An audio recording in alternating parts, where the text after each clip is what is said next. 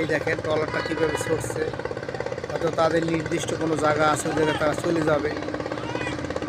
দেখেন, যদি আপনাদেরকে ভিডিওটা একটু ভালো লাগে লাইক কমেন্ট দিয়ে পাশে থাকবেন। আর এই যে লোকটা, সে আগের এই লোকটা, সেও চেষ্টায় আছে, সেও এখন চলে যাবে। সেও তার প্রস্তুতি নিতে আছে, সেও চলে যাবে। ওরা অনেক দূর চলে গেছে অলরেডি। এই দেখেন, এরাও অনেক দূর চলে যেতে আছে, এদের গন্তব্যস্থানে এরা যাবে। এই লোক প্রস্তুতি নিতে আছে, এও যাবে, চেষ্টায় আছে।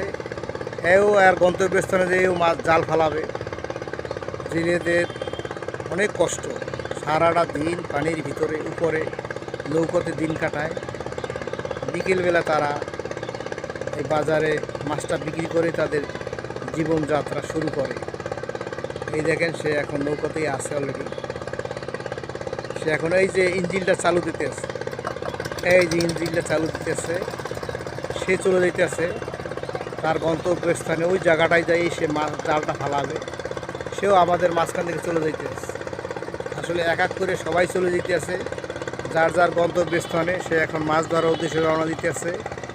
আপনারা যে যেখান থেকে ভিডিওটা দেখছেন, আপনাদেরকে যদি একটু ভালো লাগে, আপনাদের একটা লাইক, একটা কমেন্ট আমার জীবনটা বদলে দিতে পারে। আসলে আপনাদের দোয়াও ভালোবাসা চাই।